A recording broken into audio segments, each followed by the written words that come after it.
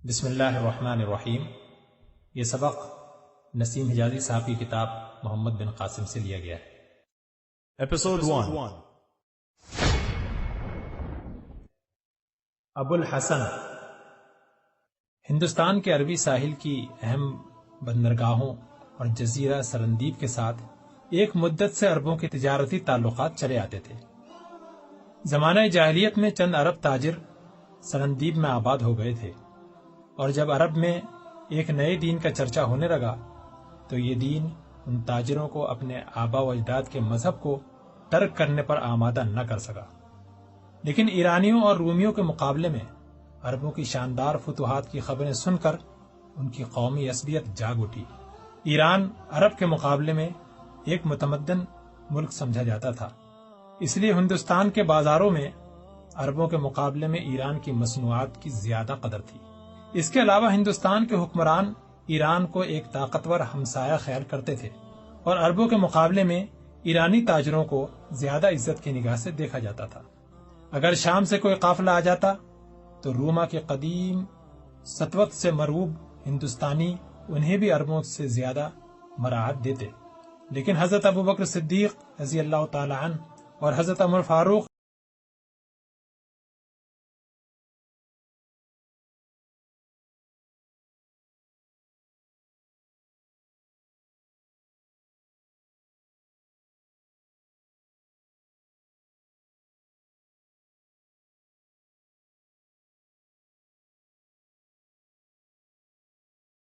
اس نے عبد الشمس اور اس کے ساتھیوں کو دربار میں بلایا اور بیش قیمت تحائف دے کر رخصت کیا۔ سن 45 ہجری میں اپنے باپ کی وفات کے بعد نئے راجا نے تخت نشین ہوتے ہی عبد الشمس کو بلایا اور کہا، مدت سے ہمارے ملک میں تمہارے ملک کا کوئی تاجر نہیں آیا۔ میں عرب کے تازہ حالات معلوم کرنا چاہتا ہوں۔ مجھے تمہارے نئے دین کے ساتھ دلچسپی ہے۔ اگر تم وہاں جانا پسند کرو تو میں تمہارے لیے ہر سہولت مہیا کرنے کے لیے تیار ہوں۔ عبد الشمس نے جواب دیا، آپ کے منہ سے میرے دل کی دبی ہوئی آواز نکلی ہے، میں جانے کے لیے تیار ہوں۔ 5 عرب تاجروں کے سوا باقی سب عبد الشمس کا ساتھ دینے کے لیے تیار ہو گئے۔ 10 دن بعد بندرگاہ پر ایک جہاز کھڑا تھا اور عرب اپنے بال بچوں سے رخصت ہو رہے تھے۔ عبد الشمس کی بیوی فوت ہو چکی تھی۔ اس نے سینے پر پتھر رکھ کر اپنی اکلوتی بیٹی کو الوداع کہا۔ اس لڑکی کا نام سلمہ تھا۔ شہر میں کوئی شخص ایسا نہ تھا جو اسے نسوانی حسن کا بلند ترین معیار تصور نہ کرتا ہو۔ شہسوار اسے تند و سرکش گھوڑوں کو دوڑاتے اور بہترین تیراک اسے خوفناک آبشاروں میں کودتے اور سمندروں میں مچھلی کی طرح تیرتے دیکھ کر دم بخود رہ جاتے تھے۔ عبد الشمس کی روانگی کے 20 دن بعد کاٹھیا واڑ کے تاجروں کا ایک جہاز بندرگاہ پر رکا، اور عبد الشمس اور اس کے 2 ساتھیوں نے اتر کر یہ خبر سنائی کہ ان کا جہاز اور دوسرے ساتھی سمندر کی لہروں کا شکار ہو چکے ہیں، اور اگر کاٹھیا واڑ کا تاجروں کا جہاز وقت پر نہ پہنچتا تو وہ بھی چند ساعت اور پانی میں ہاتھ پاؤں مارنے کے بعد ڈوب جاتے۔ راجا نے اس حادثے کی خبر نہایت افسوس کے ساتھ سنی۔ سندھی تاجروں کے سردار کا نام دلیپ سنگھ تھا۔ راجا نے اسے دربار میں بلایا اور 3 عربوں کی جان بچانے کی عوض اسے 3 ہاتھی انعام دیے۔ راجا کو مہربان دیکھ کر دلیپ سنگھ اور اس کے ساتھیوں نے وہاں آباد ہونے کا خیال ظاہر کیا۔ راجا نے خوشی سے اس کی یہ درخواست منظور کر لی اور شاہی خزانے سے ان کے لیے مکان تعمیر کروا دیے۔ چند سال کی وفادارانہ خدمات کے بعد دلیپ سنگھ راجا کے بحری بیڑے کا افسر اعلیٰ بنا دیا گیا۔ اس واقعے کے 3 سال بعد ابو الحسن پہلا مسلمان تھا جسے تجارت کا ارادہ اور تبلیغ کا شوق اس دور افتادہ جزیرے تک لے آیا۔ کئی ہفتوں کے سفر کے بعد ایک صبح ابو الحسن اور اس کے ساتھی جہاز پر کھڑے سرندیب کے سرسبز ساحل کی طرف دیکھ رہے تھے۔ بندرگاہ کے قریب مرد، عورتیں اور بچے کشتیوں پہ سوار ہو کر اور چند تیرتے ہوئے لوگ جہاز کے استقبال کو نکلے۔ ایک کشتی پر ابو الحسن کو جزیرے کی سیاہ فام اور نیم اریاں عورتوں کے درمیان ایک اجنبی صورت دکھائی دی۔ اس کا رنگ سرخ و سفید اور شکل و صورت جزیرے کے باشندوں سے بہت مختلف تھی۔ دوسری کشتیوں سے پہلے جہاز کے قریب پہنچنے کے لیے وہ اپنی کشتی پر کھڑی 2 تنومند ملاحوں کو جو کشتی کے چپو چلا رہے تھے ڈانٹ ڈپٹ کر رہی تھی۔ یہ کشتی تمام کشتیوں کو پیچھے چھوڑتی ہوئی جہاز کے ساتھ آ لگی۔ لڑکی نے ابوالحسن کی طرف دیکھا اور اس نے بے باک نگاہوں کا جواب دینے کے بجائے منہ دوسری طرف پھیر لیا۔ ابوالحسن کے ساتھیوں کو بھی عورتوں کا نیم اریاں لباس پسند نہ آیا۔ حسین لڑکی نے جہاز والوں کی بے اعتنائی کو اپنی توہین سمجھتے ہوئے سرندیپی زبان میں کچھ کہا، لیکن جہاز پر سے کوئی جواب نہ آیا۔ اچانک ابوالحسن نے کسی کی چیخ و پکار سن کر نیچے دیکھا۔ کشتی سے 8-10 گز کے فاصلے پر وہی خوبصورت لڑکی پانی میں غوطے کھا رہی تھی، اور کشتی والے اس کی چیخ و پکار کے باوجود سخت بے اعتنائی سے اس کی طرف دیکھ رہے تھے۔ ابوالحسن نے پہلے رسی کی سیڑھی پھینکی، لیکن جب اس بات کا یقین ہو گیا کہ لڑکی کے ہاتھ پاؤں جواب دے رہے ہیں اور وہ سیڑھی تک نہیں پہنچ سکتی، تو وہ کپڑوں سمیت سمندر میں کود پڑا۔ لیکن لڑکی اچانک پانی میں غائب ہو گئی اور وہ پریشان ہو کر ادھر ادھر دیکھنے لگا۔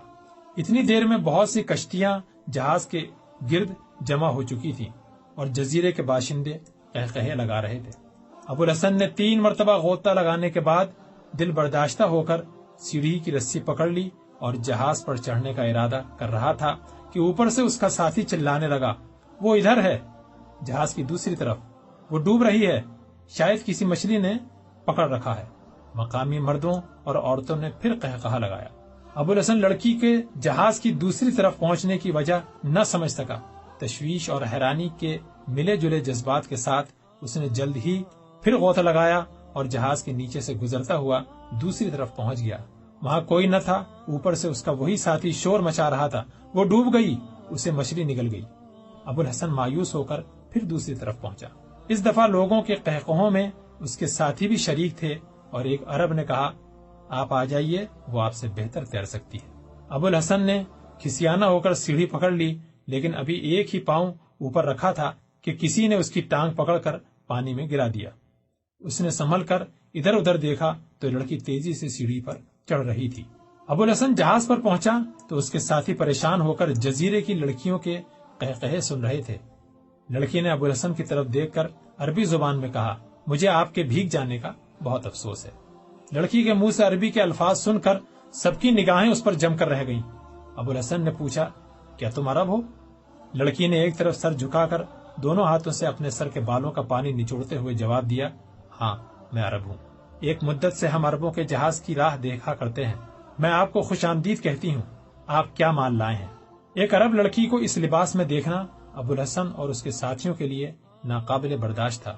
وہ پریشان ہو کر ایک دوسرے کی طرف دیکھ رہے تھے۔ لڑکی نے اپنے سوال کا جواب نہ پا کر پھر پوچھا، میں پوچھتی ہوں آپ کیا مال لائے ہیں؟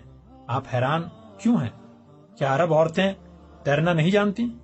آپ کیا سوچ رہے ہیں؟ اچھا میں خود دیکھ لیتی ہوں۔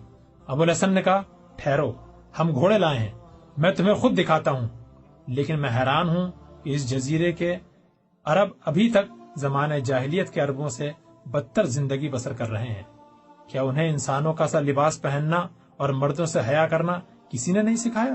لڑکی کا چہرہ غصے سے سرخ ہو گیا۔ اس نے جواب دیا، کیا یہ انسانوں کا لباس نہیں؟ نہیں، معلوم ہوتا ہے کہ تمہارے گھر تک اسلام کی روشنی ابھی تک نہیں آئی۔ یہ کہہ کر ابوالحسن نے ایک جبہ اٹھایا اور لڑکی کے کندھوں پر ڈال کر بولا، اب تم ہمارا جہاز دیکھ سکتی ہو۔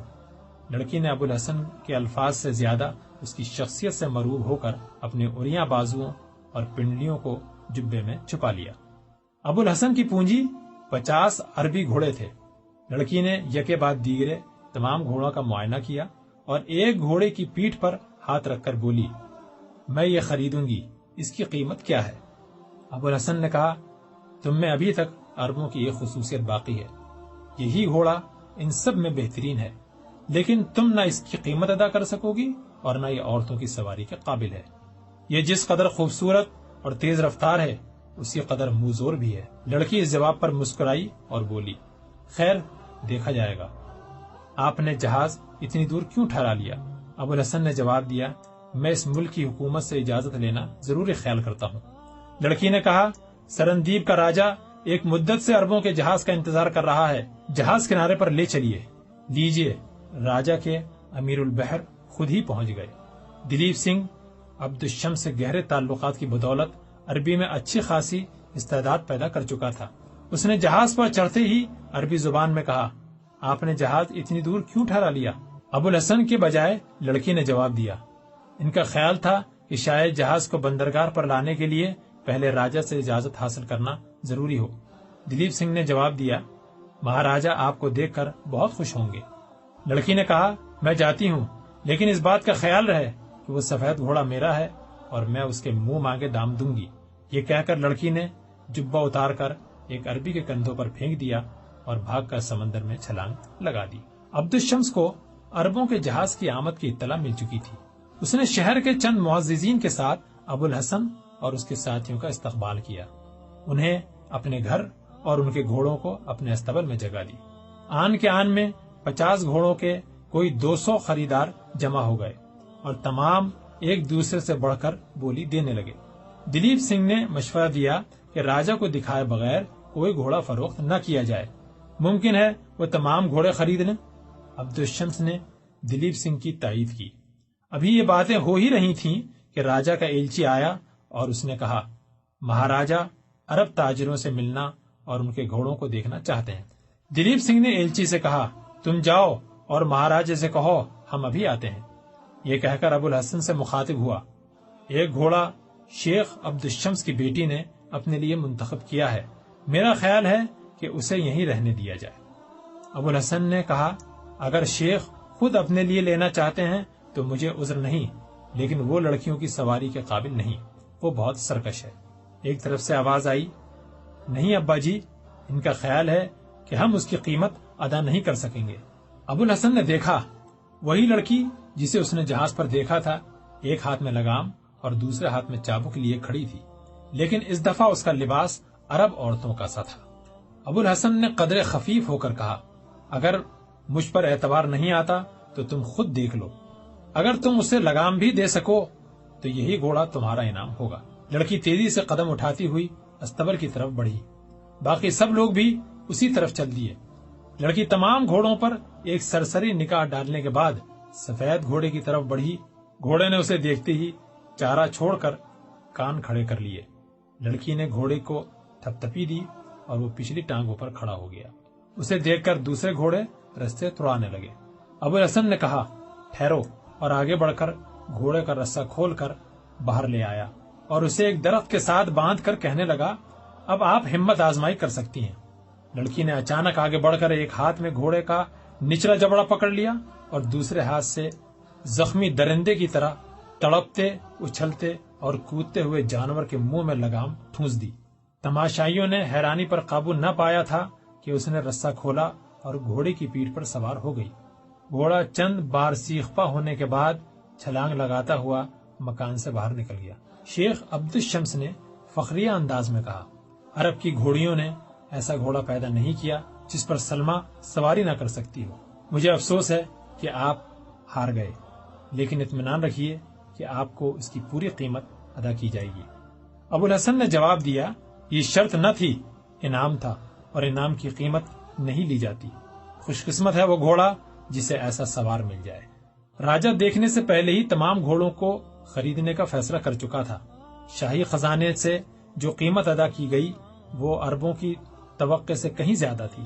راجہ نے ابو الحسن سے عربوں کے نئے دین اور ان کی فتوحات کے متعلق کئی سوال کیے۔ دلیپ سنگھ نے ترجمانی کے فرائض انجام دیے۔ ابو الحسن نے تمام سوالات کا جواب دینے کے بعد دین اسلام کے ہر پہلو پر روشنی ڈالی۔ راجہ نے اسلام کی بہت سی خوبیوں کا اعتراف کرنے کے بعد ابو الحسن سے دوبارہ ملاقات کا وعدہ لے کر اسے رخصت کیا۔ جب ابو الحسن اپنے میزبان کے گھر واپس پہنچا تو اسے معلوم ہوا کہ سلمہ ابھی تک واپس نہیں آئی اور عبدالشمس چند آدمیوں کے ہمراہ اس کی تلاش میں جا چکا ہے۔ ابو الحسن نماز ظہر ادا کرنے کے بعد پریشانی کی حالت میں مکان کے صحن میں ٹہل رہا تھا کہ سفید گھوڑا بے تحاشا بھاگتا ہوا اندر آیا۔ گھوڑے کی لگام بھی غائب تھی۔ ابو الحسن نے اپنے ساتھیوں کی طرف دیکھ کر کہا، خدا معلوم اسے کیا ہوا۔ یہ گھوڑا سرکش ضرور ہے لیکن گرے ہوئے سوار کو چھوڑ کر آنے والا نہیں، اور لگام پاؤں کے نیچے آ کر ٹوٹ سکتی تھی لیکن اس کا گر پڑنا ممکن نہ تھا۔ میں جاتا ہوں۔ ابو الحسن نے شیخ عبدالشمس کے خادم سے دوسری لگام منگوا کر گھوڑے کو دی اور ننگی پیٹھ پر سوار ہو کر مکان کے باہر نکلا اور گھوڑے کو اس کی مرضی پر چھوڑ دیا۔ گھوڑے کی رفتار ظاہر کرتی تھی کہ اس سے بہت زیادہ کام لیا جا چکا ہے۔ گھوڑا چند کوس گھنے جنگل میں سے گزرنے کے بعد ایک ٹیلے پر چڑھا اور ایک آبشار کے قریب پہنچ کر رک گیا۔ اس سے اوپر جانے کا کوئی راستہ نہ تھا۔ کچھ دیر ادھر ادھر دیکھنے کے بعد ابو الحسن گھوڑے سے اترا اور اسے ایک درخت کے ساتھ باندھ کر سلمہ کو آواز دینے لگا۔ دیر تک تلاش کرنے کے بعد وہ تھک کر آبشاروں کے قریب ایک پتھر کے کنارے بیٹھ گیا۔ شام ہونے کو تھی۔ ابو الحسن نے عصر کی نماز ادا کی اور پھر ایک دشوار گزار راستے سے اس مقام تک پہنچا جہاں سے پہاڑی کی ندی کا پانی ایک آبشار کی شکل میں نیچے گرتا تھا۔ سلمہ چند قدم کے فاصلے پر ندی کے کنارے ایک درخت کے نیچے لیٹی ہوئی تھی۔ ابو الحسن کی نظر اس پر اس وقت پڑی جب ایک 3 گز لمبا اور آدمی کی ران کے برابر موٹا اژدہا گھاس میں سے سرکتا ہوا اس کے قریب پہنچ رہا تھا۔ ابو الحسن سلمہ سلمہ کہتا ہوا بھاگا اور اس کا بازو پکڑ کر گھسیٹتا ہوا چند قدم دور لے گیا۔ سلمہ نے ہلکی سی چیخ کے ساتھ آنکھیں کھولی۔ اژدہا شکار کو جاتا ہوا دیکھ کر پھنکارتا ہوا لپکا۔ اتنی دیر میں ابو الحسن نیام سے تلوار نکال چکا تھا۔ اژدہے نے اس کے بالکل قریب پہنچ کر گردن بلند کی۔ ابو الحسن نے ایک طرف کود کر وار کیا۔ اژدہے کا سر کٹ کر علیحدہ ہو گیا۔ ابو الحسن نے ندی کے پانی سے تلوار صاف کرتے ہوئے کہا، تم بہت بے وقوف ہو۔ سونے کی یہ کون سی جگہ تھی؟ سلمہ ابھی تک دہشت زدہ ہو کر کانپ رہی تھی۔ وہ بولی، میں تھک کر یہاں بیٹھ گئی تھی اور اونگتے اونگتے نہ جانے کس وقت لیٹ کر سو گئی۔ میں یہاں کئی بار آ چکی ہوں لیکن ایسا اژدہا کبھی نہیں دیکھا۔ آپ پہنچ گئے، ورنہ یہ اژدہا اس طرح تڑپنے کے بجائے مجھے نگل رہا ہوتا۔ آپ یہاں کیسے پہنچے؟ تم جانتی ہو میں یہاں کیسے پہنچا ہوں؟ تم یہ بتاؤ کہ تم نے یہاں پہنچ کر گھوڑا کیوں چھوڑ دیا تھا؟ سلمہ نے مسکراتے ہوئے جواب دیا، میں نے کب چھوڑا؟ وہ مجھے گرا کر بھاگ گیا تھا۔ ابو الحسن نے ذرا سخت لہجے میں کہا، معلوم ہوتا ہے تمہاری تربیت بہت ناقص ماحول میں ہوئی ہے، اسی لیے تمہارے اخلاق کا معیار وہی ہونا چاہیے جو زمانے جاہلیت کے عربوں کا تھا۔ لیکن وہ بھی 1000 برائیوں کے باوجود مہمان سے جھوٹ بولنا ایک گھناؤنا فعل خیال کرتے تھے، اور اس گھوڑے کو خالی واپس آتا دیکھ کر مجھے یقین نہ آتا تھا کہ یہ تمہیں گرا کر بھاگ آیا ہے۔ اس کی تربیت میرے استبل میں ہوئی ہے۔ یہ سرکش اور مغرور ضرور ہے لیکن دھوکہ دینا نہیں جانتا۔ سچ بتاؤ، تم نے اپنے ہاتھوں سے اس کی لگام نہیں اتاری اور اسے ڈرا دھمکا کر واپس نہیں بھیجا؟ سلمہ نے آنکھیں جھکاتے ہوئے جواب دیا، اگر آپ برا مانتے ہیں تو میں وعدہ کرتی ہوں کہ آئندہ کبھی جھوٹ نہ بولوں گی۔ تم میں بہت سی ایسی باتیں ہیں جنہیں میں برا سمجھتا ہوں، جنہیں ہر مسلمان برا جانے گا۔ آپ چاہیں تو میں ہر عادت بدلنے کے لیے تیار ہوں۔ آپ کی خوشنودی میرا فرض ہے اور آپ نے تو آج میری جان بھی بچائی ہے۔ تمہیں مجھے خوش کرنے کی ضرورت نہیں، میں چاہتا ہوں تمہارا خدا تم سے خوش ہو۔ تمہیں صرف وہ چیز پسند کرنی چاہیے جو اسے پسند ہو، اور ہر اس چیز کو ناپسند کرنا چاہیے جو اسے ناپسند ہو۔ خدا کو عورتوں کا نیم اریاں لباس میں مردوں کے سامنے آنا ناپسند ہے۔ سلمہ نے جواب دیا، لباس تو میں نے آپ کے کہنے سے تبدیل کر لیا ہے۔ ابو الحسن نے کہا، لباس سے زیادہ دل کی تبدیلی کی ضرورت ہے۔ خیر، اب باتوں کا وقت نہیں، شام ہو رہی ہے، تمہارے والد بہت پریشان ہوں گے۔ وہ گھوڑے کے پہنچنے سے پہلے ہی تمہاری تلاش میں نکل گئے تھے۔ چاندنی رات میں ابو الحسن اور سلمہ جنگل کو عبور کر رہے تھے۔ سلمہ گھوڑے پر سوار تھی، ابو الحسن باغ تھامے آگے آگے چل رہا تھا۔ راستے میں سلمہ نے ابو الحسن کے بحری سفر، اس کے خاندان اور اس کے ساتھیوں کے متعلق سوالات کیے، لیکن اس کی توقع کے خلاف ابو الحسن کی بے اعتنائی بڑھتی گئی۔ سلمہ پریشان بھی تھی اور نادم بھی۔ بلاآخر اس نے کہا، آپ کو میری وجہ سے بہت تکلیف ہوئی، میں معافی چاہتی ہوں۔ آپ مجھے سزا دے لیں لیکن خفا نہ ہوں، یہ میرا قصور تھا اور مجھے پیدل چلنا چاہیے تھا، میں اتر آتی ہوں، آپ گھوڑے پر سوار ہو جائیں۔ اس دفعہ بھی اس کی توقع کے خلاف ابو الحسن نے سرد مہری سے جواب دیا، اگر مجھے اس بات کا خدشہ نہ ہوتا کہ تم ایک عورت ہو اور کوئی درندہ تمہیں کھا جائے گا تو میں یقیناً اس وقت تمہارے ساتھ چلنا گوارا نہ کرتا۔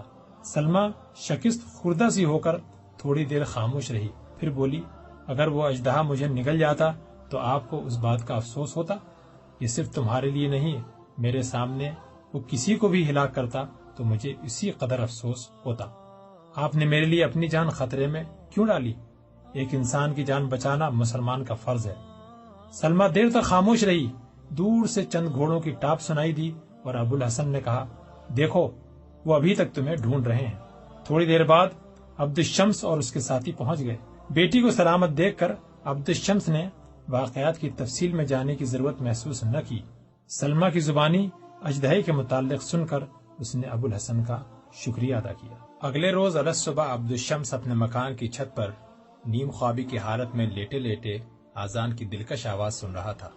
کچھ دیر انگڑائیاں لینے کے بعد اس نے آنکھیں کھولی۔ سلمہ ابھی تک گہری نیند سو رہی تھی۔ عبدالشمس اسے جگا کر صبح کی ہوا خوری کے ارادے سے نیچے اتر آیا۔ ابو الحسن کے ساتھی شبنم آلود گھاس پر چادریں بچھا کر اس کے پیچھے صف بستہ کھڑے تھے۔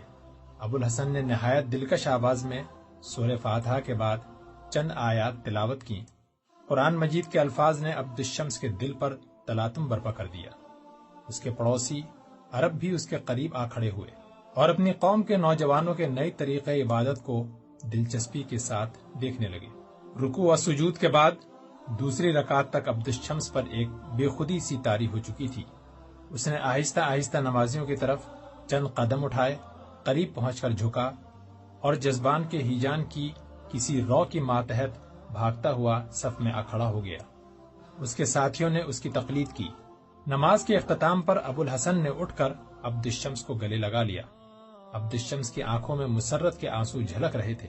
ابو الحسن اور اس کے ساتھیوں نے انہیں مبارکباد دی۔ عبدالشمس نے کہا، آپ کی زبان میں ایک جادو تھا، مجھے کچھ اور سنائیے۔ ابو الحسن نے جواب دیا، یہ میری آواز نہ تھی، یہ خدا کا کلام تھا۔ عبدالشمس نے کہا، بے شک یہ کسی انسان کا کلام نہیں ہو سکتا، سنائیے مجھے۔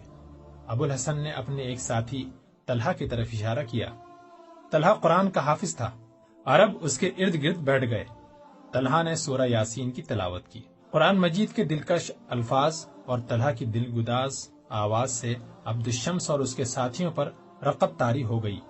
تلاوت کے بعد ابو الحسن نے رسول اکرم صلی اللہ علیہ وسلم کی زندگی اور اسلام کے مختلف پہلوؤں پر روشنی ڈالتے ہوئے انہیں اسلام کی دعوت دی۔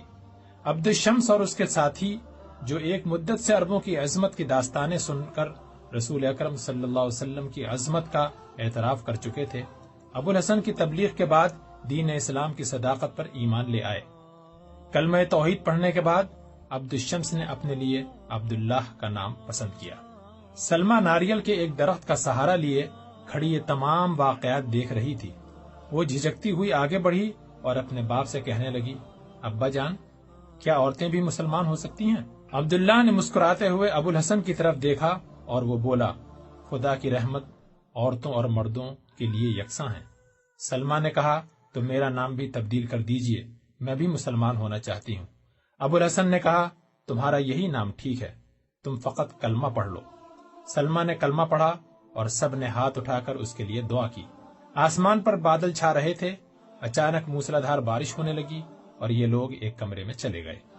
تھوڑی دیر بعد بارش تھم گئی اور دلیپ سنگھ نے آ کر خبر دی کہ مہاراج آپ کا انتظار کر رہے ہیں۔ ابو الحسن اپنے ساتھیوں کو وہیں چھوڑ کر دلیپ سنگھ کے ساتھ ہو لیا۔ دوپہر کے وقت ابو الحسن واپس آیا اور اس نے اپنے ساتھیوں کو بتایا کہ راجہ اور بعض سرداروں نے اور بھی عربی گھوڑے خریدنے کی خواہش ظاہر کی ہے، اس لیے ہمارا جہاز چوتھے روز واپس روانہ ہو جائے گا۔ عبداللہ یعنی عبدالشمس نے انہیں کچھ دن اور ٹھہرنے کے لیے کہا، لیکن ابو الحسن نے جلد واپس آنے کا وعدہ کر کے اجازت حاصل کر لی۔ عبداللہ نے کہا، ابھی ہمیں اسلام کے متعلق بہت کچھ جاننا ہے، اگر آپ طلحہ کو یہیں چھوڑ جائیں تو بہت اچھا ہوگا۔ ابو الحسن نے طلحہ کی طرف دیکھتے ہوئے جواب دیا، اگر یہ پسند کریں تو میں انہیں بخوشی یہاں چھوڑنے کے لیے تیار ہوں۔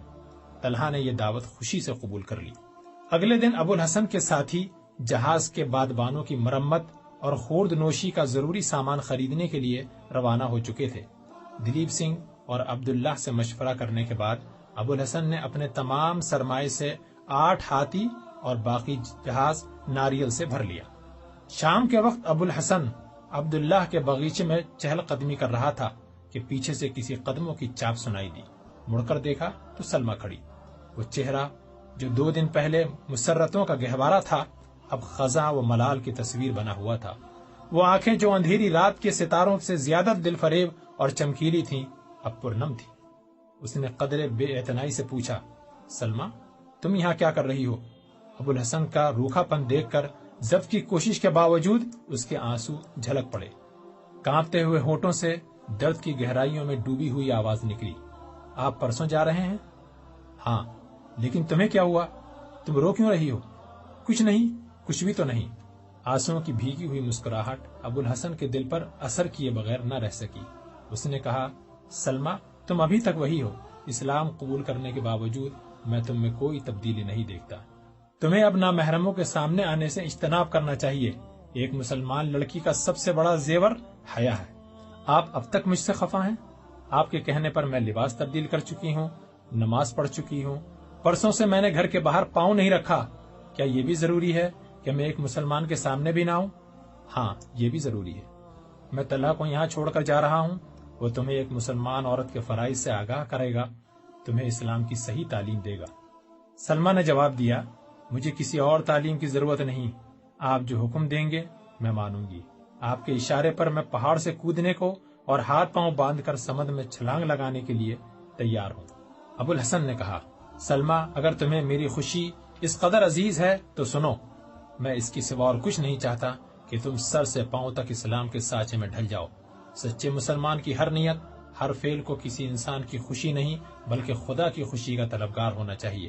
کلمہ پڑھنے کے بعد تم ایک ایسی دنیا میں پاؤں رکھ چکی ہو جو ایک لامتناہی جدوجہد کا گھر ہے۔ اس میدان میں کودنے والے کے دل میں آنسو اور آہوں کے لیے کوئی جگہ نہیں ہونی چاہیے۔ مسلمان کے لیے زندگی ایک بہت بڑا امتحان ہے۔ اس کے پہلو میں وہ دل ہونا چاہیے جو خدا کی راہ میں زندگی کی بلند ترین خواہشات کو بھی قربان کرنے سے نہ گھبرائے۔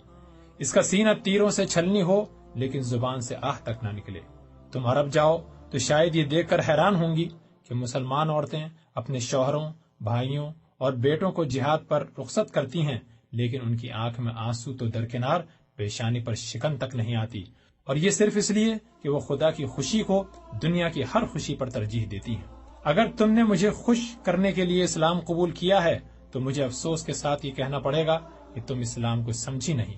اگر خدا کو خوش کرنا چاہتی ہو تو گھر جاؤ، میں طلحہ کو بھیجتا ہوں، وہ آج ہی تمہیں قرآن پڑھانا شروع کرے گا۔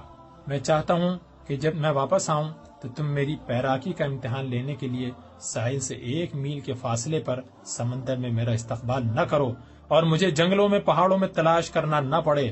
مجھے یہ دیکھ کر خوشی ہوگی کہ عبد الشمس کا نام تبدیل ہونے کے بعد اس کا گھر کا نقشہ بھی تبدیل ہو چکا ہے اور اس کے 4 دیواری میں ایک مسلمان لڑکی پرورش پا رہی ہے۔ سلمہ نے پر امید ہو کر پوچھا، آپ کب آئیں گے؟ میں دن معین نہیں کر سکتا، لیکن ارادہ یہی ہے کہ گھوڑے خریدتے ہی واپس آ جاؤں گا، لیکن اگر مجھے جہاد کے لیے کہیں جانا پڑا تو ممکن ہے کہ دوبارہ نہ آ سکوں۔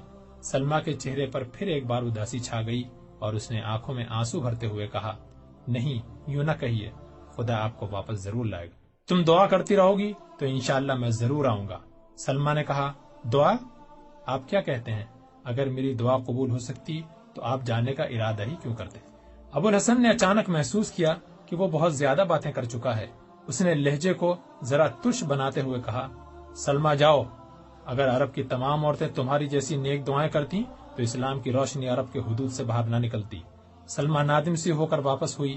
بار بار اس کے منہ سے یہ الفاظ نکل رہے تھے، میں بہت بے وقوف ہوں، میں نے یہ کیوں کہا؟ تھوڑی دیر کے بعد وہ کوٹھے پر چڑھی۔ افق مغرب پر گرم لوہے کے سرخ تھال کی طرح چمکتا ہوا سورج پانی میں غوطہ لگانے کی تیاری کر رہا تھا۔ آسمان پر کہیں کہیں ہلکے بادل شفق کی سرخی کی عکاسی کر رہے تھے۔ مرطوب ہوا کے جھونکے ناریل کے پتوں پر ایک دلکش راگ چھیڑ رہے تھے۔ ارد گرد کے تمام مناظر سے ہٹ کر سلمہ کی نگاہیں سمندر کے کنارے عربوں کے جہاز پر مرکوز ہو گئیں۔ دل میں ہی جان پیدا ہوا۔ اس نے ہاتھ اٹھا کر دعا کی، اے خشکی اور تری کے مالک، مجھے ایک مسلمان عورت کا ایمان دے، مجھے سیدھی راہ دکھا، اور جب وہ واپس آئیں تو مجھے دیکھ کر خفا نہ ہوں۔ تیسرے دن آسمان پر بادل چھا رہے تھے۔ سلمہ کوٹھے پر چڑھ کر حسرت بھری نگاہوں سے سمندر کی طرف دیکھ رہی تھی۔ ساحل سے دور ابوالحسن کا جہاز موجوں پر رس کرتا نظر آ رہا تھا۔ ہوا کے چند تیز جھونکے آئے اور بارش ہونے لگی۔ بارش کی تیزی کے ساتھ اس کی نگاہوں کا دائرہ محدود ہوتا گیا، یہاں تک کہ جہاز آنکھوں سے اوجھل ہو گیا۔ ضبط کی کوشش کے باوجود اس کی آنکھوں سے آنسو جھلک پڑے اور رخساروں پر بہتے ہوئے بارش کے قطروں کے ساتھ مل گئے۔ سلمہ دیر تک ہاتھ اٹھا کر یہ دعا کرتی رہی، میرے مولا، اسے سمندر کی سرکش لہروں سے محفوظ رکھیے۔ باغیچے میں ابو الحسن سے آخری ملاقات کے بعد سلمیٰ کے خیالات اور عادات میں بہت بڑی تبدیلی آ چکی تھی۔ اسے ابو الحسن کی بے اعتنائی کا بے حد ملال تھا، تاہم اسے انسانیت کا بلند ترین معیار تصور کرتے ہوئے وہ اس بات پر ایمان لا چکی تھی کہ اس کی جو عادت ابو الحسن کو ناپسند ہے یقیناً بری ہوگی۔ چنانچہ اس نے دوبارہ کسی کے سامنے بے حجاب ہونے کی جرت نہ کی۔ جب ابو الحسن اور اس کے ساتھی بندرگاہ کی طرف روانہ ہوئے تو اس نے اپنے دل سے یہ سوال کیا، کیا اس کے دل میں میرے لیے کوئی جگہ ہو سکتی ہے؟ ابو الحسن کی باتیں یاد آتی تو اس کے دل میں کبھی یاس کی تاریکیاں مسلط ہو جاتی اور کبھی امید کے چراغ چمک اٹھتے۔ عبداللہ کی آواز سن کر وہ نیچے اتری۔ بوڑھے باپ نے سوال کیا، سلمیٰ تم بارش میں اوپر کیا کر رہی تھی؟ کچھ نہیں ابا جان، میں سلمیٰ کوئی بہانہ کرنا چاہتی تھی، لیکن اسے ابو الحسن کی نصیحت یاد آ گئی اور وہ بولی، میں ان کا جہاز دیکھ رہی تھی۔ عبداللہ نے کہا، وہ تو دیر ہوئی جا چکے، جاؤ تم کپڑے بدل کر آؤ، طلحہ ابھی آ جائے گا، ہم اس سے قرآن مجید پڑھیں گے۔ سلمیٰ نے پوچھا، آپ انہیں کہاں چھوڑ آئے؟ وہ راستے میں زید کے گھر ٹھہر گیا ہے، ابھی آ جائے گا۔ چند دنوں میں طلحہ کی تعلیم کا نتیجہ یہ ہوا کہ سلمیٰ اپنی ہر بات میں ابو الحسن کی خوشی کو مقدم سمجھنے کے بجائے خدا کی رضا کو مقدم سمجھنے لگی تھی۔ تاہم ہر نماز کے بعد اس کی سب سے پہلی دعا ابو الحسن کے لیے ہوتی تھی۔ 6 مہینے گزر گئے، ابو الحسن کی کوئی خبر نہ آئی۔ سلمیٰ کی اداسی بے چینی میں تبدیل ہونے لگی۔ وہ صبح و شام مکان کی چھت پر چڑھ کر سمندر کی طرف دیکھتی۔ بندرگاہ کی طرف آنے والا ہر نیا جہاز اسے دور سے ابو الحسن کی آمد کا پیغام دیتا۔ وہ اپنے خادم کو دن میں کئی بار بندرگاہ کی طرف بھیجتی۔ جب وہ مایوس نگاہوں کے ساتھ واپس آتا تو وہ بے قراری سے پوچھتی، تم نے اچھی طرح دیکھا؟ ممکن ہے ان میں کوئی عرب بھی ہو؟ خادم جواب دیتا، وہ فلاں جگہ سے آیا ہے، میں پوری طرح چھان بین کر کے آیا ہوں، ان میں ایک بھی عرب نہ تھا۔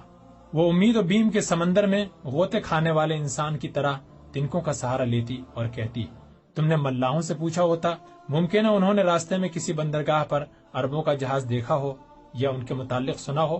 خادم پھر بھاگتا ہوا بندرگاہ جاتا۔ سلمیٰ کی امنگیں پرانی امیدوں کے کھنڈروں پر نئی امیدوں کا محل کھڑا کر لیتی۔ بوڑھے نوکر کا افسردہ اور ملول چہرہ پھر وہی حوصلہ شکن خبریں دیتا اور سلمیٰ کی امیدوں کا محل دھڑام سے نیچے آ رہتا۔ ہر صبح وہ اپنے دل میں امید کے چراغ روشن کرتی۔ جب سورج سمندر کی لہروں میں چھپ جاتا تو یہ چراغ بھی بجھ جاتے۔ اس کے دل میں دھڑکنیں آہوں اور آنسوؤں میں تبدیل ہو جاتی۔ مدت تک طلحہ یا اپنے باپ میں سے کسی پر اس نے اپنے دل کا حال ظاہر نہ ہونے دیا، لیکن ایک شام سلمیٰ کے طرز عمل نے ان دونوں کو شبہ میں ڈال دیا۔ باہر موسلادھار بارش ہو رہی تھی۔ طلحہ اور عبداللہ برآمدے میں بیٹھے باتیں کر رہے تھے۔ سلمیٰ ایک کمرے کے دریچے کے سامنے بارش کا منظر دیکھ رہی تھی۔ باتوں باتوں میں ابو الحسن کا ذکر آ گیا۔ عبداللہ نے کہا، خدا جانے اب تک وہ کیوں نہیں آئے، 8 مہینے ہو گئے ہیں۔ طلحہ نے کہا، اگر خدا نے اسے سمندر کے حوادث سے محفوظ رکھا ہو تو اتنی دیر تک اس کے واپس نہ آنے کی وجہ یہی ہے کہ وہ کہیں جہاد پر چلا گیا ہے۔ عبداللہ نے کہا، آج مجھے دلیپ سنگھ نے بتایا ہے کہ یہاں سے کوئی 30 میل کے فاصلے پر مالابار کا ایک جہاز غرق ہو چکا ہے۔ صرف ایک کشتی 5 آدمیوں کو لے کر یہاں پہنچی ہے۔ طلحہ نے پوچھا، اس پر کتنے آدمی تھے؟ شاید 20 تھے۔ جہاز بہت بڑا تھا اور اس پر تجارت کا بہت سا مال تھا۔ جہاز کیسے غرق ہوا؟ ملاح منزل کو قریب دیکھ کر بے پرواہ ہو گئے اور جہاز ایک چٹان سے ٹکرا کر پاش ہو گیا۔ سلمیٰ پاس کے کمرے میں بیٹھی ہوئی اپنے خیالات میں محو تھی۔ اس نے فقط آخری فقرہ سنا اور ایک ثانیے کے لیے اس کے رگوں میں خون کا ہر قطرہ منجمد ہو کر رہ گیا۔ برآمدے سے پھر عبداللہ کی آواز آئی، یہ چٹانیں بہت خطرناک ہیں، ہر سال ان کی وجہ سے کوئی نہ کوئی جہاز غرق ہو جاتا ہے۔ یہاں کے باشندوں کا خیال ہے کہ یہ چٹانیں سمندر کے دیوتا کے مندر ہیں۔ یہ سنتے ہی سلمیٰ کے رگوں میں ایک غیر معمولی ارتعاش پیدا ہوا۔ وہ اٹھی اور اپنے کمرے سے نکل کر باپ کے سامنے آ کھڑی ہوئی۔ اس کا دہشت زدہ چہرہ اور پتھرائی ہوئی آنکھیں دیکھ کر باپ نے پوچھا، بیٹی تمہیں کیا ہوا؟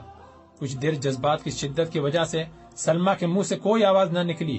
رنج و کرب کی گہرائیوں میں ڈوبی ہوئی نگاہیں یہ کہہ رہی تھی، جو کچھ تم مجھ سے چھپانا چاہتے ہو میں سن چکی ہوں۔ طلحہ نے حیران ہو کر پوچھا، کیوں بیٹی، کیا بات ہے؟ سلمیٰ کے بھینچے ہوئے ہونٹ کپکپا رہے تھے۔ پتھرائی ہوئی آنکھوں پر آنسوؤں کے باریک پردے چھا گئے۔ اس نے کہا، بتائیے کب ڈوبا ان کا جہاز؟ آپ کو کس نے بتایا؟ اور وہ آپ خاموش کیوں ہیں؟ خدا کے لیے کچھ کہیے، میں بری سے بری خبر سننے کے لیے تیار ہوں۔ ہچکوں اور آہوں کی شدت اس کی آواز کے تسلسل کو توڑ رہی تھی۔ عبداللہ نے پریشان سا ہو کر جواب دیا، بیٹی ہم مالابار کے ایک جہاز کا ذکر کر رہے تھے، آج دلیپ نے مجھے بتایا تھا۔ لیکن سلمہ نے باپ کا فقرہ پورا نہ ہونے دیا۔ نہیں، آپ مجھ سے چھپانا چاہتے ہیں، مجھے جھوٹی تسلیاں نہ دیں، یہ کہہ کر سلمہ ہچکیاں لیتی ہوئی دوسرے کمرے میں چلی گئی۔ بوڑھا باپ کچھ سمجھا کچھ نہ سمجھا، وہ طلحہ کی طرف معذرت طلب نگاہوں سے دیکھتا ہوا اٹھا اور سلمہ کے کمرے میں چلا گیا۔ سلمہ منہ کے بل بستر پر لیٹی ہچکیاں لے رہی تھی۔ بوڑھے باپ کا دل بھر آیا اور اس نے قریب اٹھ کر سر پر ہاتھ پھیرتے ہوئے کہا، بیٹی کیا ہو گیا تمہیں؟ سلمہ اٹھ کر بیٹھ گئی، آنسو پوچھتے اور ہچکیاں ضبط کرتے ہوئے جواب دیا، کچھ نہیں ابا جان، مجھے معاف کیجیے، آئندہ آپ مجھے کبھی روتا نہیں دیکھیں گے۔ لیکن رونے کی کوئی وجہ بھی تو ہو، ایسی خبریں تو ہم روز سنا کرتے ہیں، آخر مالابار کا ایک جہاز غرق ہو جانے کی خبر میں کیا خصوصیت تھی؟ سلمہ نے غور سے اپنے باپ کے چہرے کی طرف دیکھا اور قدرے مطمئن ہو کر بولی، آپ سچ کہتے ہیں؟ عبداللہ نے برہم ہو کر کہا، آخر مجھے جھوٹ کہنے کی کیا ضرورت تھی؟ آج تک تم نے میری کسی بات پر شک نہیں کیا، اگر مجھ پر یقین نہیں آتا تو طلحہ سے پوچھ لو۔ سلمہ نے ندامت سے سر جھکا لیا اور کہا، ابا جان میں معذرت چاہتی ہوں، میں سمجھتی تھی کہ شاید آپ عربوں کے جہاز کا ذکر کر رہے تھے۔ بیٹی کیا تم یہ سمجھتی ہو کہ خدا نخواستہ اگر میں ان کے جہاز کے متعلق ایسی خبر سنتا تو مجھے تم سے کم صدمہ ہوتا؟ شام کے کھانے کے بعد طلحہ اور عبداللہ کے خادم عشاء کی نماز ادا کر رہے تھے۔ خادمہ برتن صاف کر رہی تھی، اتنے میں کسی نے باہر کے پھاٹک پر دستک دی۔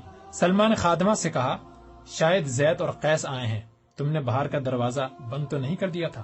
خادمہ نے جواب دیا، ایسی بارش میں کون آ سکتا ہے، میں ابھی کواڑ بند کر کے آئی ہوں، اگر انہیں آنا ہوتا تو مغرب کی نماز کے لیے نہ آتے، اور وہاں زید تو بیمار ہے، قیس بیچارہ بوڑھا، اس نے گھر ہی پر نماز پڑھ لی ہوگی، لیکن پھر بھی کوئی دروازہ کھٹکھٹا رہا ہے۔ یہ آپ کا وہم ہے، دروازہ ہوا سے ہل رہا ہے، نہیں کسی کی آواز بھی سن رہی ہوں، شاید میں جاتی ہوں۔ سلمہ کا دل دھڑک رہا تھا، تاریکی میں ایک قدم آگے بڑھنا محال تھا۔ وہ بجلی کی چمک میں درختوں سے بچتی ہوئی پھاٹک تک پہنچی۔ پھاٹک کے باہر کوئی آہٹ نہ پا کر اس کا دل بیٹھ گیا۔ وہ مایوس ہو کر واپس ہونے کو تھی کہ کسی نے دروازے کو زور سے دھکا دیتے ہوئے آواز دی، کوئی ہے؟ ایک آن کے لیے سلمہ کے پاؤں زمین سے پیوست ہو کر رہ گئے، پھر وہ لپک کر آگے بڑھی اور دروازہ کھول دیا۔ سلمہ کے سامنے ایک بلند قامت انسان کھڑا تھا۔ دروازہ کھولتے ہی اس نے سوال کیا کہ یہ عبداللہ کا گھر ہے؟ بیشتر اس کے سلمہ کوئی جواب دیتی۔ بجلی چمکی اور ابو الحسن سلمہ کو پہچان کر اندر داخل ہوا۔ ابو الحسن نے کہا، اوہو تم، مجھے افسوس ہے کہ اس وقت میری وجہ سے تمہیں بارش میں بھیگنا پڑا۔ سلمہ نے اپنے دل میں کہا، کاش تم یہ جان سکتے کہ اس بارش کی بوندیں کس قدر خوشگوار ہیں۔ اور پھر ابو الحسن سے مخاطب ہو کر بولی، چلیے۔ برآمدے میں طلحہ اور عبداللہ ابو الحسن کی آواز سن کر اس کے استقبال کے لیے کھڑے تھے۔ عبداللہ نے آواز دی، کون؟ ابو الحسن؟ ابو الحسن نے برآمدے کی سیڑھی پر قدم رکھتے ہوئے کہا، جی ہاں میں ہی ہوں، مجھے افسوس ہے کہ میں نے خواہ مخواہ اس وقت آپ کو تکلیف دی۔ طلحہ نے پوچھا، کہیے خیریت تو ہے نا؟ آپ کے ساتھی کہاں ہیں؟ ہاں خیریت ہے، میں ان سب کو جہاز پر چھوڑ آیا ہوں، مجھے معلوم نہ تھا کہ یہاں تک پہنچنے کے لیے مجھے اتنے مراحل سے گزرنا پڑے گا۔ راستے میں ایک دفعہ پھسلا، 2 مرتبہ ندی میں گرا، 5 مکانات کو آپ کے مکان سمجھ کر آوازیں دی، ایک گھر میں چند فرض شناس کتوں نے میرے استقبال کیا۔ عبداللہ نے سلمہ کو آواز دی۔ سلمہ ابھی بے خودی کے عالم میں برآمدے سے باہر کھڑی تھی۔ آج بھی بارش کے قطرے اس کے رخساروں کے آنسو دھو رہے تھے، لیکن یہ خوشی کے آنسو تھے۔ باپ کی آواز سن کر وہ چونکی اور بھاگتی ہوئی برآمدے میں داخل ہوئی۔ کیا ہے ابا جان؟ بیٹی جاؤ، ان کے لیے کھانا اور کپڑوں کا جوڑا لے آؤ اور باقی مہمانوں کے لیے بھی کھانا تیار کراؤ، میں انہیں بلانے کے لیے جاتا ہوں۔ ابو الحسن نے کہا، کھانا ہم سب کھا چکے ہیں، آپ تکلیف نہ کریں۔ کپڑے بدلنے کے بعد ابو الحسن عبداللہ اور طلحہ سے دیر تک باتیں کرتا رہا۔ اس نے دیر سے واپس آنے کی یہ وجہ بیان کی کہ بصرہ سے اسے افریقہ کی ایک مہم میں شریک ہونے کے لیے بھیج دیا گیا تھا۔ 7ویں دن عبداللہ کی رضامندی نے سلمہ اور ابو الحسن کو رشتہ ازدواج میں منسلک کر دیا۔ 3 سال بعد ابو الحسن شہر میں اپنے لیے ایک خوبصورت مکان اور اس کے قریب ایک مسجد تعمیر کروا چکا تھا۔ اس کی دیکھا دیکھی اس کے چند ساتھی بھی اس شہر میں آباد ہو گئے۔ 5 سال کے عرصے میں ابو الحسن اور طلحہ کی تبلیغ سے مقامی باشندوں کے چند گھرانے دائرہ اسلام میں داخل ہو گئے اور ابو الحسن نے مسلمان بچوں کی تعلیم و تربیت کے لیے ایک مدرسہ تعمیر کر کے درس و تدریس کے فرائض طلحہ کے سپرد کر دیے۔ عبداللہ کی بدولت اس کی تجارت کو بہت فروغ ہوا۔ شادی کے دوسرے سال اس کے ہاں ایک لڑکا اور چوتھے سال ایک لڑکی پیدا ہوئی۔ لڑکے کا نام اس نے خالد اور لڑکی کا نام ناہید رکھا۔ 10ویں سال ایک اور لڑکا پیدا ہوا، لیکن 3 ماہ کی عمر میں والدین کو داغ مرافقت دے گیا۔ جب خالد کی عمر 7 اور ناہید کی 5 برس تھی، سلمہ کے باپ نے چند دن موسمی بخار میں مبتلا رہ کر داعی اجل کو لبیک کہا۔ ابو الحسن کو دنیا کی ہر نعمت میسر تھی، اس کے پاس مال و دولت کی کمی نہ تھی، اسے اپنے بیوی بچوں سے بے انتہا محبت تھی، لیکن یہ محبت اسے گھر کی 4 دیواریوں میں پابند سلاسل نہ رکھ سکی۔ وہ قریباً ہر سال فریضہ حج ادا کرنے کے لیے ایک طویل بحری سفر کی کٹھن منازل طے کرتا۔ 5 دفعہ اس نے ایشیائے کوچک اور شمالی افریقہ میں جہاد کرنے والی فوجوں کا ساتھ دیا۔ ہر بار جہاد اور حج سے واپس آنے کے بعد وہ فنون حرب اور مذہبی تعلیم میں اپنے بچوں کا امتحان لیتا۔ خالد تیر اندازی، شہ سواری، تیغ زنی اور جہاز رانی کی تعلیم میں اپنے باپ کی بہترین توقعات پوری کر رہا تھا۔ ناہید 12 سال کی عمر تک تیر اندازی کے علاوہ سرکش گھوڑوں پر سوار ہونا سیکھ چکی تھی۔ پڑھنے لکھنے میں بھی طلحہ کو اس کی غیر معمولی ذہانت کا اعتراف تھا۔ راجہ کے ساتھ ابو الحسن کے تعلقات بہت خوشگوار تھے۔ مہارانی ایک مدت سے سلمہ کی سہیلی بن چکی تھی۔ وہ ہفتے میں 1-2 مرتبہ پالکی بھیج کر ماں اور بیٹی کو اپنے محل میں بلاتی۔ راجکماری ناہید سے اس قدر مانوس ہو چکی تھی کہ خود بھی کبھی کبھی ابو الحسن کے گھر چلی جاتی۔ راجکمار عمر میں خالد سے 4 سال بڑا تھا، لیکن پھر بھی وہ خالد کو ہر بات میں قابل تقلید سمجھتا۔ ایک دن دلیپ سنگھ نے راجہ کے سامنے فنون حرب میں خالد کی غیر معمولی استعداد کی تعریف کی۔ راجہ نے پوچھا، کیا وہ ہمارے راجکمار کا مقابلہ کر سکے گا؟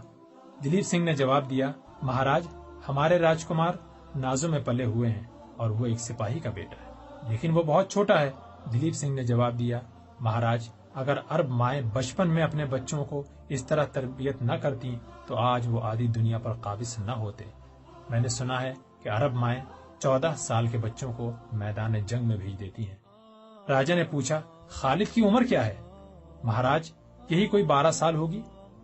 آخر ان بچوں میں کیا خوبی ہے جو ہمارے بچوں میں نہیں؟ دلیپ سنگھ نے جواب دیا، مہاراج، اگر برا نہ مانے تو میں عرض کروں۔ راجہ نے کہا، کہو۔ مہاراج، ہم میں اور ان میں ایک بنیادی فرق ہے۔ ہم بے شمار دیوتاؤں کو مانتے ہیں۔ ان دیوتاؤں کے علاوہ دنیا کی ہر وہ طاقت جو ہمیں خوفزدہ کر سکتی ہے ہماری نگاہوں میں دیوتا کا درجہ حاصل کر لیتی ہے۔ مثلا ہماری راہ میں اگر کوئی دشوار گزار پہاڑ آ جاتا ہے تو ہم اپنی قوت تسخیر کے امتحان کی بجائے اسے دیوتا سمجھ کر اس کی پوجا شروع کر دیتے ہیں، لیکن وہ صرف ایک خدا کو مانتے ہیں اور اس کے سوا روئے زمین کی کسی بڑی سے بڑی قوت کو سامنے سر جھکانا گناہ سمجھتے ہیں۔ اس کے علاوہ ان کا ایمان ہے کہ انسان مر کر فنا نہیں ہوتا، بلکہ موت کے بعد اس کی نئی زندگی کا آغاز ہوتا ہے۔ ابو الحسن نے ایک دن مجھے بتایا تھا کہ جب خالد رضی اللہ تعالی عنہ ان کا بہت بڑا سپہ سالار شام کی طرف پیش قدمی کر رہا تھا تو شام کے گورنر نے اسے لکھا تھا کہ تم پہاڑ سے ٹکرا رہے ہو، تمہارے 40,000 سپاہیوں کے مقابلے میں میرے پاس 2.5 لاکھ ایسی فوج ہے جو بہترین ہتھیاروں سے مسلح ہے۔ اس کے جواب میں مسلمانوں کے سپہ سالار نے لکھا کہ مجھے تمہاری طاقت کا اندازہ ہے، لیکن تم شاید یہ نہیں جانتے کہ تمہارے سپاہیوں کے دلوں میں جس قدر زندہ رہنے کی آرزو ہے، میرے سپاہیوں میں موت کی تمنا اس سے کہیں زیادہ ہے۔ راجہ نے کہا، دلیپ سنگھ، میں یہ چاہتا ہوں کہ راجکمار کی سپاہیانہ تربیت ابو الحسن کو سونپ دی جائے۔ تم اس سے ملو، اگر وہ یہ خدمت قبول کرے تو ہم اسے ایک معقول معاوضہ دینے کے لیے تیار ہیں۔ دلیپ سنگھ کے کہنے پر ابو الحسن نے راجہ کی دعوت خوشی سے قبول کر لی، لیکن معاوضہ لینے سے انکار کر دیا۔ 2 سال کی تربیت کے بعد ابو الحسن نے راجہ سے کہا، اب آپ کا بیٹا فنون سپاہ گری میں اس ملک کے بہترین نوجوانوں کا مقابلہ کر سکتا ہے۔ راجہ نے پوچھا، میں جاننا چاہتا ہوں کہ وہ تیر اندازی اور شہ سواری میں خالد کا مد مقابل ہے یا نہیں؟ ابو الحسن نے جواب دیا، خالد نے اس عمر میں تیر و کمان سنبھالا تھا جب آپ کا راجکمار کھلونے سے دل بہلایا کرتا تھا، اور اس کی عمر میں گھوڑے کی پیٹھ پر بیٹھنا سیکھا تھا جس عمر میں راجکمار کو نوکر کندھوں پہ اٹھائے پھرتے تھے۔ خالد فطرتاً ایک سپاہی ہے اور راجکمار فطرتاً ایک شہزادہ۔ اور راجکمار تیغ زنی میں کیسا ہے؟ وہ خالد سے عمر میں بڑا ہے، اس کے بازو بھی اس قدر مضبوط ہیں۔ میں نے دونوں کا مقابلہ کر کے نہیں دیکھا، لیکن میرا خیال ہے کہ خالد کی نسبت زیادہ آسانی سے تلوار گھما سکتا ہے۔ راجہ نے بیٹے کو بلا کر پوچھا، کیوں راجکمار، تم اپنے استاد کے بیٹے سے تلوار کے دو ہاتھ دکھانے کے لیے تیار ہو؟ راجکمار نے جواب دیا، نہیں پتا جی، وہ میرا چھوٹا بھائی ہے، اگر میں ہار گیا تو مجھے شرم آئے گی، اور وہ ہار گیا تو بھی مجھے شرم آئی۔ ابو الحسن کی شادی کو 18 برس گزر چکے تھے۔ خالد کی عمر 16 اور ناہید کی عمر 14 برس تھی۔ خلیفہ ولید کی مسند نشینی کے ساتھ مسلمانوں کی نئی فتوحات کا آغاز ہو چکا تھا۔ ایک دن سندھی تاجروں کا جہاز آیا، اس کے ساتھ عمان کا ایک عیسائی بھی تھا۔ سندھ کے تاجروں نے جزیرے کے عربوں سے ترکستان اور شمالی افریقہ میں مسلمانوں کی شاندار فتوحات کا ذکر کیا۔ عمان کے تاجروں نے ان تمام باتوں کی تصدیق کی۔ ابو الحسن اور اس کے چند ساتھی حج کے لیے تیار تھے۔ اب حج کے ارادوں کے ساتھ شوق جہاد بھی شامل تھا۔ راجہ باہر سے آنے والے تاجروں کی زبانی نئے ممالک کی خبریں نہایت دلچسپی سے سنا کرتا تھا۔ مسلمانوں کی تازہ فتوحات کی خبریں سن کر اس نے ابو الحسن کو بلایا اور مسلمانوں کے خلیفہ اور عراق کے گورنر کو سونے اور جواہرات کے چند تحائف بھیجنے کی خواہش ظاہر کی۔ ابو الحسن نے جواب دیا، میں خوشی سے آپ کے تحائف ان کے پاس لے جاؤں گا۔ سندھ کے تاجروں نے اپنا مال فروخت کیا اور نیا مال خرید کر لوٹ گئے۔ ان کے جانے کے چند دن بعد ابو الحسن اور اس کے ساتھی سفر حج کے لیے تیار ہو گئے۔ اس سال سرندیب کے 9 مسلمانوں کے علاوہ حج پر جانے والے عربوں کی تعداد بھی خلاف معمول زیادہ تھی۔ طلحہ اور اس کے علاوہ 3 اور عرب تاجر حج پر جانے والوں کے گھروں کی دیکھ بھالی کے لیے پیچھے رہ گئے۔ بعض عرب اپنے کمسن بچوں کو طلحہ کی حفاظت میں چھوڑ کر بیویوں کو ساتھ لے گئے اور بعض اپنے اہل و عیال کو گھروں میں چھوڑ گئے۔ ابو الحسن اپنے بیوی اور بچوں کو ساتھ لے جانے کا ارادہ کر چکا تھا، لیکن سفر سے 3 دن قبل سلمہ اچانک بیمار ہو گئی اور اسے یہ ارادہ ملتوی کرنا پڑا۔ خالد عقاب کے اس بچے کی طرح جو پر نکلنے کے بعد گھونسلے میں پھڑپھڑا رہا ہو، میدان عمل میں اپنے سپاہیانہ جوہر دکھانے کے لیے بے قرار تھا، لیکن ماں کی علالت نے اسے گھر ٹھہرنے پر مجبور کر دیا۔ ابو الحسن نے وعدہ کیا کہ واپس آتے ہی اسے عرب کی سیاحت کے لیے بھیج دے گا۔ رخصت کے دن سلمہ کو سخت بخار تھا، لیکن وہ انتہائی تکلیف کے باوجود بستر پر نہ لیٹی۔ شوہر کو الوداع کرنے سے پہلے اس نے سراپا التجا بن کر کہا، دیکھیے میں بالکل تندرست ہوں، مجھے ساتھ لے چلیے، اپنے وعدے نہ بھولیے۔ ابو الحسن نے مغمون ہو کر جواب دیا، نہیں سلمہ، جہاز پر موسمی بخار تمہیں بہت تکلیف دے گا، تم تندرست ہو جاؤ گی تو میں دوسرے سفر میں تمہیں ساتھ لے چلوں گا۔ دیکھو میں تمہاری تیمارداری کے لیے خالد اور ناہید کو چھوڑ کر جا رہا ہوں، طلحہ بھی تمہارا خیال رکھے گا۔ اس نے آنکھوں میں آنسو بھرتے ہوئے کہا، نہیں، مجھے ضرور لے چلیے، میں آپ کے ساتھ ہر تکلیف برداشت کر سکتی ہوں۔ ابو الحسن نے کہا، سلمہ ضد نہ کرو، دیکھو تمہاری نفس کس قدر تیز ہے، بخار سے تمہارا چہرہ سرخ ہو رہا ہے، تم نے کسی سمندر کا سفر نہیں کیا، میں جلد واپس آ جاؤں گا۔ نہیں، اس دفعہ مجھے معلوم ہو رہا ہے کہ آپ کا سفر بہت لمبا ہے اور میں شاید دیر تک انتظار نہ کر سکوں گی۔ ابو الحسن نے مغموم صورت بنا کر جواب دیا، سلمہ تم رو رہی ہو؟ کئی برس ہوئے میں نے تمہیں یہ بتایا تھا کہ مسلمان عورتیں مجاہدوں کو رخصت کرتے وقت آنسو نہیں بہاتی۔ ان الفاظ نے سلمہ پر جادو کا سا اثر کیا۔ اس نے آنسو پوچھ ڈالے اور مسکرانے کی کوشش کرتے ہوئے بولی، میرے اس درجہ مغمون ہونے کی وجہ یہ نہ تھی کہ آپ جا رہے ہیں، بلکہ یہ تھی کہ آپ مجھے چھوڑ کر جا رہے ہیں۔ آپ اگر ایک بار مجھے میدان جہاد میں لے جاتے تو پھر شاید مجھے کمزوری کا تانا نہ دیتے، میں آپ کے ساتھ تیروں کی بارش میں کھڑی ہو سکتی ہوں، لیکن آپ کے انتظار میں ہر روز صبح و شام کوٹھے کی چھت پر چڑھ کر سمندر کی طرف دیکھنا میرے لیے صبر آزما ہوگا۔ ابو الحسن نے جواب دیا، یہی صبر عورتوں کا جہاد ہے، جو کام مرد میدان عمل میں نہیں کر سکتے وہ عورتیں گھر کی 4 دیواریوں میں بیٹھ کر سکتی ہیں۔ عورتیں خالد رضی اللہ تعالیٰ عنہ اور مثنہ رضی اللہ تعالیٰ عنہ نہیں بن سکتی، لیکن ان کی ماؤں کا رتبہ حاصل کر سکتی ہیں۔ آج ہمارے سپاہی اپنے گھروں سے کوسوں دور لڑ رہے ہیں اور ان کے عزائم وہ عورتیں بلند رکھتی ہیں جو صبر و استقبال سے گھروں میں ماؤں، بہنوں اور بیویوں کی ذمہ داری سنبھالے ہوئے ہیں۔ ان پر اعتماد کی بدولت ان کے دل میں یہ خیال بے چینی پیدا نہیں کرتا کہ گھر پر ان کے ننھے بھائیوں اور بچوں کا کیا حال ہوگا۔ سلمہ تم ہی بتاؤ، کیا وہ سپاہی اسے یہ خیال ہو کہ اس کی بیوی رو رو کر آدھی ہو گئی ہوگی اور بچے گلیوں میں ٹھوکریں کھا رہے ہوں گے، ایک بہادر کی طرح مسکرا کر جان دے سکتا ہے؟ فرض کرو اگر میں نہ ہوں تو عرب کی دوسری ماؤں کی طرح خالد کو جہاد پر رخصت نہ کرو گی؟ سلمہ نے جواب دیا، آپ یقین رکھیے اگر آپ خالد کے لیے ایک برا باپ بننا گوارا نہیں کرتے تو میں بھی بری ماں بننا پسند نہ کروں گی۔ شام کے وقت ابو الحسن کا جہاز روانہ ہوا۔ سلمہ ناہید کے ساتھ سمندر کی طرف دیکھ رہی تھی، ضبط کے باوجود اس کی آنکھوں میں آنسو آ گئے۔ ناہید نے کہا، امی جان، آپ نے ابا جان سے وعدہ کیا تھا کہ آپ ہمارے سامنے آنسو نہ بہائیں گی۔ سلمہ نے آنسو پوچھتے ہوئے جواب دیا، بیٹی کاش یہ میرے بس کی بات ہوتی، تمہارے باپ کے مقابلے میں میرا دل بہت کمزور ہے۔ سلمہ یہ کہہ کر بیٹھ گئی۔ ناہید نے اس کی نبض پر ہاتھ رکھتے ہوئے کہا، امی آپ کو ابھی تک بخار ہے، آپ بستر پر لیٹ جائیے۔